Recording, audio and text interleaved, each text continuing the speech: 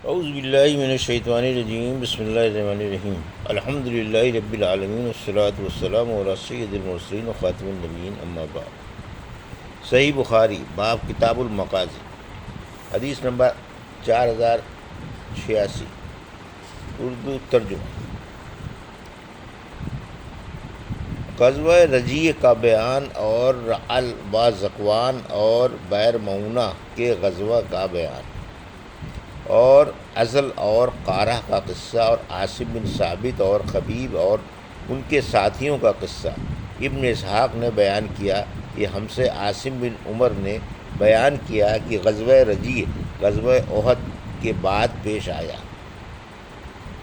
مجھ سے ابراہیم بن موسیٰ نے بیان کیا، کہا ہم کو حشام بن یوسف نے خبر دی، انہیں معمر بن راشد نے، انہیں زہری نے، انہیں عمرو بن ابی سفیان ثقفی نے، اور ان سے سیدنا ابو ہریرہ رضی اللہ عنہ نے بیان کیا کہ نبی کریم صلی اللہ علیہ وسلم نے جاسوسی کے لیے ایک جماعت مکہ قریش کی خبر لانے کے لیے بھیجی، اور اس کا امیر عاصم بن ثابت رضی اللہ عنہ کو بنایا، جو عاصم بن عمر بن خطاب کے نانا ہیں۔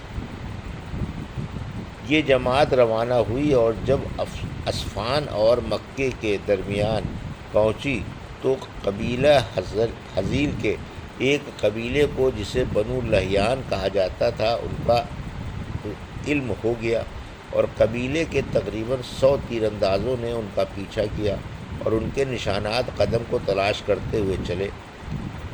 آخر ایک ایسی جگہ پہنچنے میں کامیاب ہو گئے جہاں صحابہ کی اس جماعت نے پڑاؤ کیا تھا۔ وہاں انہیں کھجوروں کی گٹھلیاں ملی جو صحابہ مدینے سے لائے تھے۔ قبیلے والوں نے کہا کہ یہ تو یشرب کی کھجور کی گٹھلی ہے۔ اب انہوں نے پھر تلاش شروع کی اور صحابہ کو پا لیا۔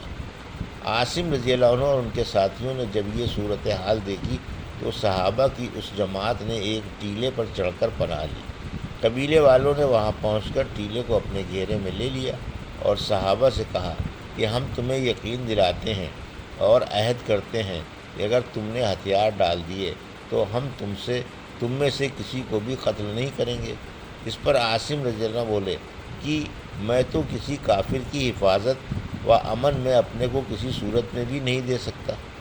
اے اللہ ہمارے ساتھ پیش آنے والے حالات کی خبر اپنے نبی کو پہنچا دے۔ چنانچہ ان صحابہ نے ان سے قتال کیا اور عاصم اپنے 6 ساتھیوں کے ساتھ ان کے تیروں سے شہید ہو گئے۔ خبیب، زید اور ایک اور صحابی ان کے حملوں سے ابھی محفوظ تھے۔ قبیلے والوں نے پھر حفاظت و امان کا یقین دلایا۔ یہ حضرات ان کی یقین دہانی پر اتر آئے۔ پھر جب قبیلے والوں نے انہیں پوری طرح اپنے قبضے میں لے لیا تو ان کی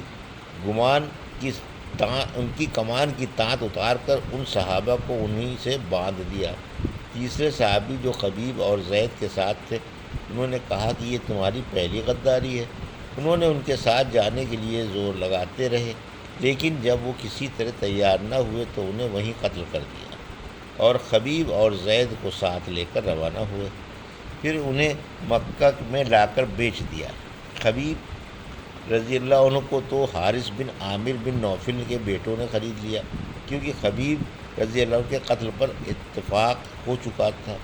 تو اتفاق سے انہی دنوں حارث کی ایک لڑکی زینب سے انہوں نے منہ زیر ناف صاف کرنے کے لیے استرا مانگا، اور انہوں نے ان کو استرا بھی دے دیا تھا۔ ان کا بیان تھا کہ میرا لڑکا میری غفلت میں خبیب رضی اللہ عنہ کے پاس چلا گیا، انہوں نے اسے اپنی ران پر بٹھا لیا۔ میں نے جو اسے اس حالت میں دیکھا تو بہت گھبرائی۔ انہوں نے میری گھبراہٹ کو جان لیا۔ استرا ان کے ہاتھ میں تھا۔ انہوں نے مجھ سے کہا، کیا تمہیں اس کا خطرہ ہے کہ میں اس بچے کو قتل کر دوں گا؟ انشاءاللہ میں ہرگز ایسا نہیں کر سکتا۔ ان کا بیان تھا کہ خبیب رضی اللہ سے بہتر قیدی میں نے کبھی نہیں دیکھا تھا۔ میں نے انہیں انگور کا خوشہ کھاتے ہوئے دیکھا، حالانکہ اس وقت مکے میں کسی طرح کا پھل موجود نہیں تھا، جب کہ وہ زنجیروں میں جکڑے ہوئے تھے، تو وہ اللہ کی بھیجی ہوئی روزی تھی۔ پھر حارث کے بیٹے قتل کرنے کے لیے انہیں لے کر حرم کے حدود سے باہر گئے۔ خبیب رضی اللہ عنہ نے ان سے فرمایا، مجھے 2 رکعت نماز پڑھنے کی اجازت دو۔ انہوں نے اجازت دے دی، اور جب وہ نماز سے فارغ ہوئے تو ان سے فرمایا، کہ اگر تم یہ خیال نہ کرنے لگتے کہ میں موت سے گھبرا گیا ہوں تو اور زیادہ نماز پڑھتا۔ خبیب رضی اللہ عنہ ہی پہلے وہ شخص ہیں جن سے قتل سے پہلے 2 رکعت نماز کا طریقہ چلا ہے۔ اس کے بعد انہوں نے ان کے لیے بد دعا کی، اے اللہ انہیں ایک ایک کر کے ہلاک کرتے، اور یہ اشعار پڑھے، جب کہ میں مسلمان ہونے کی حالت میں قتل کیا جا رہا ہوں تو مجھے اس کی کوئی پرواہ نہیں کہ کسی پہلو پر اللہ کی راہ میں مجھے قتل کیا جائے گا۔ یہ سب کچھ اللہ کی راہ میں ہے، اور اگر وہ چاہے گا تو جسم کے ایک ایک کٹے ہوئے ٹکڑے میں برکت دے گا۔ پھر عقبہ بن حارث نے کھڑے ہو کر انہیں شہید کر دیا، اور قریش نے عاصم کی لاش کے لیے آدمی بھیجے تاکہ ان کے جسم کا کوئی بھی حصہ لائیں جس سے انہیں پہچانا جا سکے۔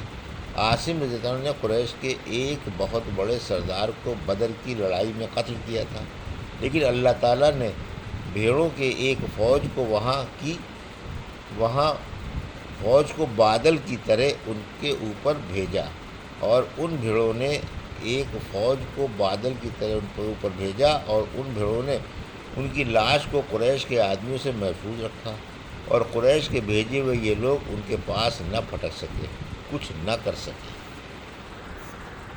حدیث نمبر 4087، اردو ترجمہ۔ ہم سے عبداللہ بن محمد مسندی نے بیان کیا، کہا ہم سے سفیان بن عیینہ نے بیان کیا، ان سے عمرو بن دینار نے، انہوں نے جابر سے سنا کہ خبیب رضی اللہ عنہ کو ابو سروہ عقبہ بن حارث نے قتل کیا تھا۔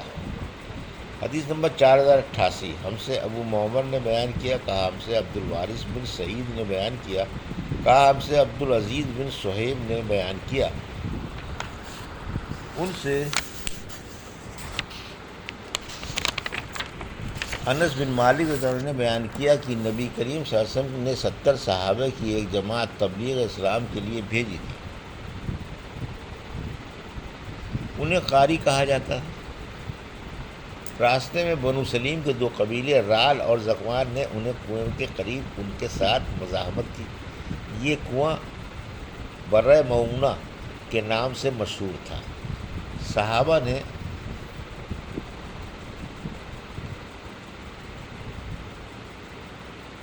ان سے کہا کہ اللہ کی قسم ہم تمہارے خلاف یہاں لڑنے نہیں آئے، بلکہ میں تو رسول اللہ صلی اللہ علیہ وسلم کی طرف سے ایک ضرورت پر مأمور کیا گیا ہے مجھے، لیکن کفار کے ان قبیلوں نے تمام صحابہ کو شہید کر دیا۔